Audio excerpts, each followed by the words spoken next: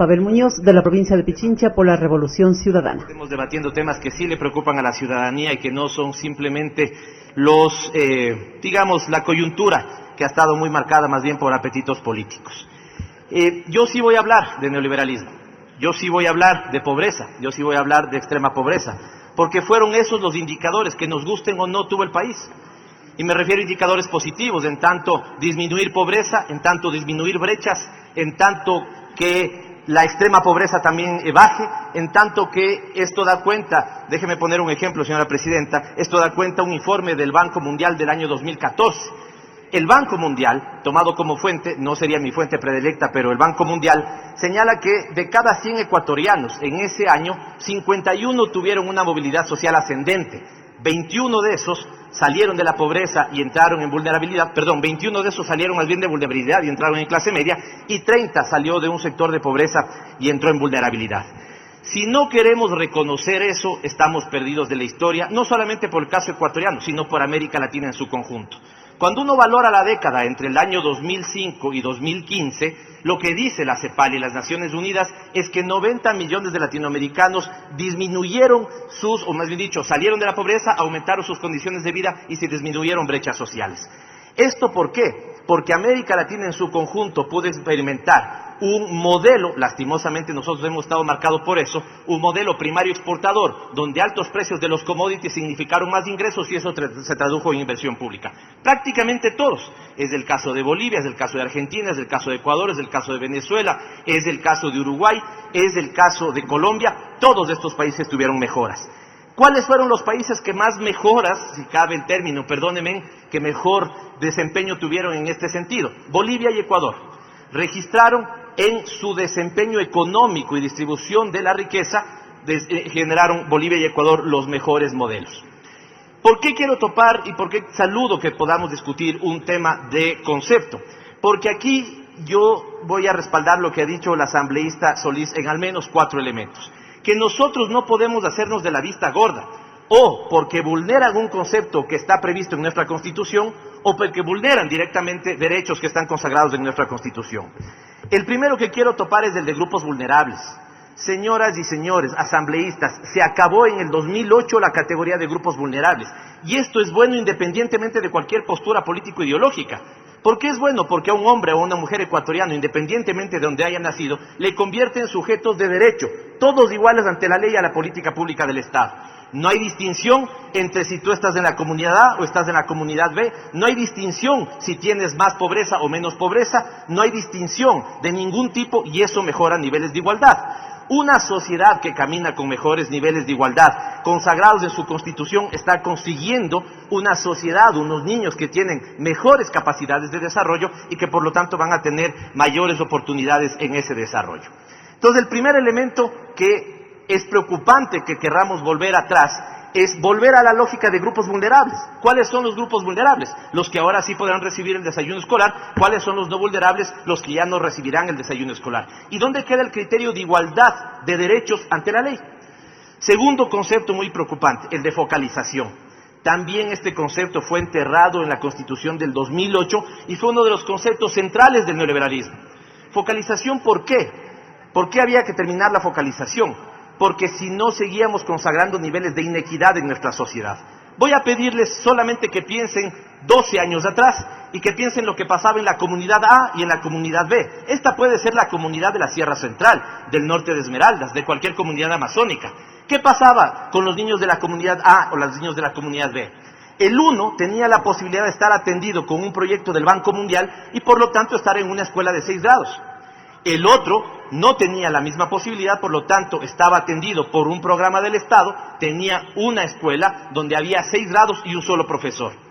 ¿Cuál es el problema en términos de equidad? Que cuando terminaran la escuela, el niño A y el niño B, los dos ecuatorianos con los mismos derechos, no tenían, digamos, el mismo nivel de equidad y la misma posibilidad de aprovechar las oportunidades del desarrollo. Que el Ecuador haya superado eso es absolutamente positivo, asambleístas. Por lo tanto, es obvio que aquí hay una medida regresiva en términos de derechos.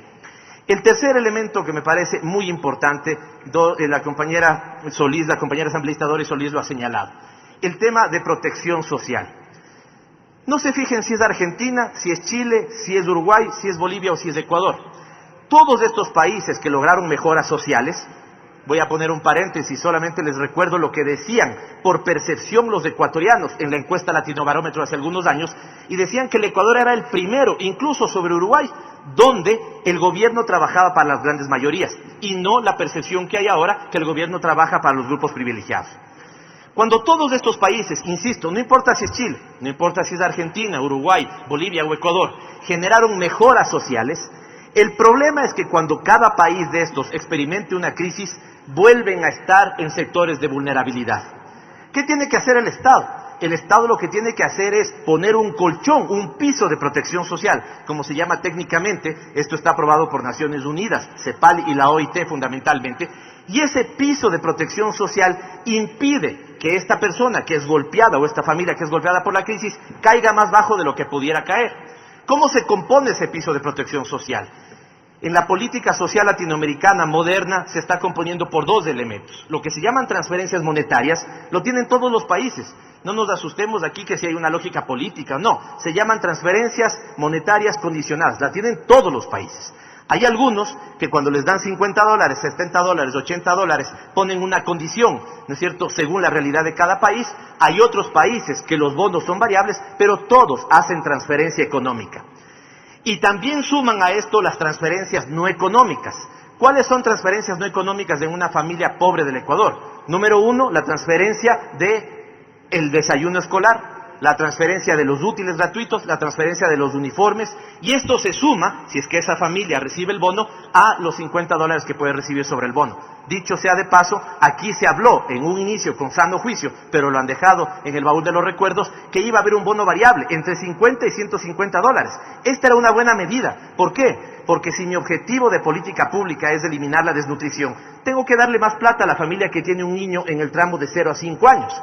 Si mi objetivo de política es que los niños terminen la escuela, tengo que darle un poco más de plata a los adolescentes que están entre los 14 y los 17.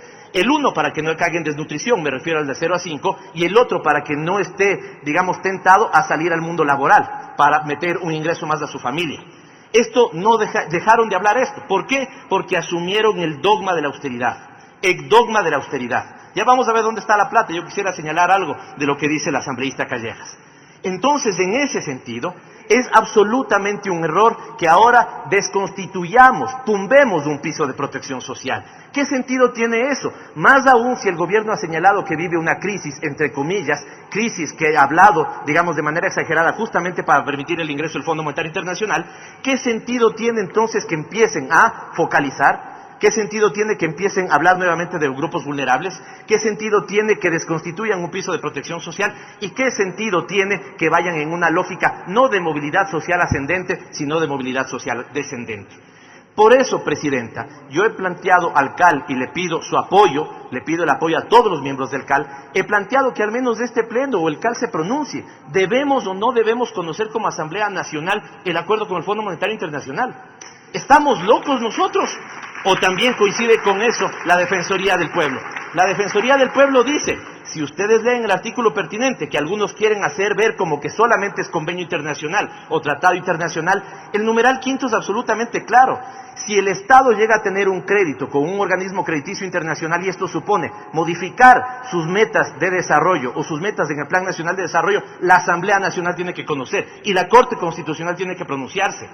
Estamos dejando pasar, asambleístas, y yo no sé si ustedes han tenido esta precaución, pero estamos dejando pasar una cosa que es absolutamente preocupante. Si han leído la Constitución, ustedes saben que el gobierno debe presentar un Plan Nacional de Desarrollo. Si han leído la Constitución, ustedes saben que ese plan lo aprueba no las enclaves, el Consejo Nacional de Planificación, que lo preside el presidente, donde están los GATS, donde está la sociedad civil. ¿Qué aprobó este Consejo Nacional de Planificación? Un plan como ordena la Constitución. ¿Cuál es el plan sobre el cual está viabilizado el acuerdo con el Fondo Monetario Internacional? El Plan Prosperidad. ¿Saben ustedes que ese plan no está aprobado? No está aprobado. Yo le consulté un día que aquí vino el ministro, le mandé inmediatamente carta al secretario de Planificación para que nos informe si el Plan Prosperidad está aprobado constitucionalmente como ordena nuestro marco legal. No está. ¿Qué vamos a hacer, asambleístas? Vemos a otro lado. Es decir, el crédito que están trayendo en niveles de 4.000 millones de dólares y que con los otros organismos suma 10.000, dicho sea de paso, antes con banca de cooperación teníamos más crédito, ese crédito no está respaldado en un documento aprobado como manda el ordenamiento jurídico ecuatoriano. Terminó su tiempo, asambleísta. Gracias, presidenta, termino con esto. ¿Vamos a terminar a otro lado? Entonces, por favor, que nos dejen a los ecuatorianos promedio de ver la cara. Saben ustedes, me ha llegado, porque si no, no me hubieran mandado, porque ordena la ley, me ha llegado la ejecución presupuestaria. Asambleísta Callejas, sube el gasto corriente. Sube el gasto corriente. La típica lógica de la austeridad la pusieron en inversión a cero, pero el gasto corriente sube. ¿De qué nos están hablando entonces, por favor? En este sentido, presidenta, termino nuevamente llamando, si usted quiere, a un llamado de apoyo al CAL, porque ante un pedido mío quisiera para que el CAL conteste si amerita que este pleno debata el acuerdo con el Fondo Monetario Internacional, no se ha contestado. Es muy probable que si nosotros somos una tendencia minoritaria, yo dudo de eso, es muy probable que perdamos una discusión así. Pero es necesario, obligatorio, que los 137 sepamos qué se está comprometiendo al país en términos de endeudamiento, en términos de retrocesos de política social. Presidenta, muchas gracias. Gracias, señor asambleísta. Tiene la palabra la asambleísta.